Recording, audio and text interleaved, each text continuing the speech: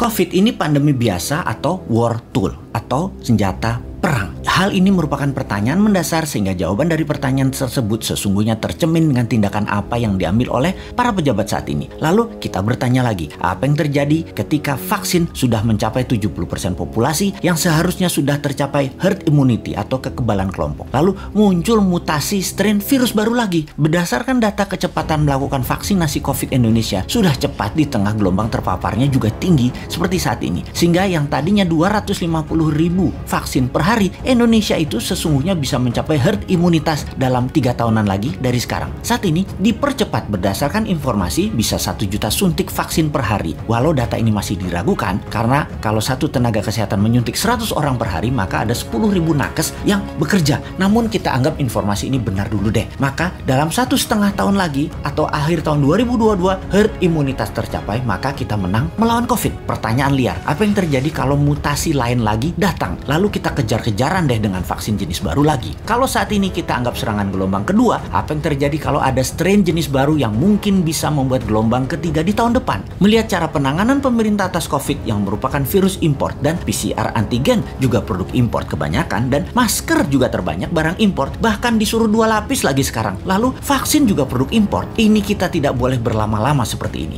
Apa nggak kita balik aja sebaiknya? Inilah masa di mana produk lokal, misalnya masker, harusnya merupakan 90% masker yang beredar di Indonesia saat ini adalah buatan lokal. Antigen tes lokalnya harus 100%. Vaksin lokal harus 50%. Atau obat peningkat imunitas yang lokal harus digenjot. Agar kalau virus mutan lagi, kita nggak terus bergantung impor yang akan membuat ekonomi negara digerogoti uang keluar atau flight capital. Sudah cara bernegaranya membatasi uang beredar menjadi tipis di tanah air, uang tadi ditarik keluar dengan berbagai kebutuhan impor dan tunai di tanah air harus hidup dengan pinjaman dolar asing dan yuan. Rupiah kok jadi nggak berdaulat ya? Pastinya karena kebijakannya terlalu impor. Walau bisa terlihat benar karena semuanya dalam keadaan darurat, tapi kalau bernegaranya daruratnya berkepanjangan seperti ini, sebenarnya bisa nggak masuk kategori salah kelola atau mismanagement bernegaranya. Lebaran tahun 2020 nih ya, kita nggak boleh mudik, pulang kampung, mudik apalah itu. Lalu tahun 2021 berlaku lagi, nggak boleh mudik lagi. Oke lah, kita manut, 2 kali ya kita manut. Walau ada beberapa orang nggak tahan melakukan pulang kampung yang katanya mereka lah penyebab meledaknya gelombang kedua paparan COVID sekarang. Oke lah, argumen ini diterima. Tetapi kalau tahun depan 2022 masih lagi, ini namanya nggak bisa kelola. Setuju nggak kalau hal ini kita sematkan? Nggak bisa kelola negara karena 3 kali berturut-turut kita nggak pulang kampung. Kembali ke pertanyaan awal. Kita bisa simpulkan dari pertanyaan pertama oleh pemerintah saat ini, COVID adalah pandemi biasa, bukan war tool atau senjata perang biologi. Menjawab pertanyaan kedua, kalau ada strain baru, maka sepertinya ya ikut aja atas apa yang akan terjadi nanti. Kumaha engke, tak ada antisipasinya, yang ada hanyalah mudah-mudahan nggak ada mutasi lagi. Kalau terjadi berlawanan, ini senjata biologi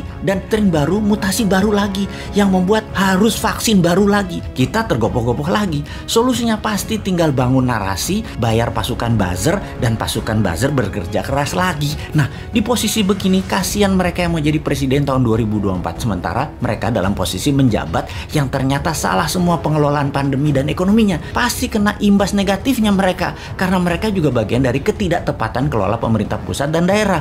Karena yang digadang-gadang tahun 2024 kebanyakan pejabat incumbent. Di sini enaknya jadi yang bukan pejabat tetapi selalu memberikan solusi. Bahkan bukan hanya solusi, tapi saran yang dikerjakan walau dengan skala tanpa fasilitas. Bisa jadi kuda hitam nggak di tahun 2024 kira-kira dia itu? Tapi mudah-mudahan prediksi ini salah. Ekonomi membaik, COVID teratasi tahun ini. Amin. Cuman takut aja prediksi ini benar. Masa tinggal bosman tahun 2024? Ya nggak mungkin toh. Harusnya bisa 3 kali menjabat. Dukung!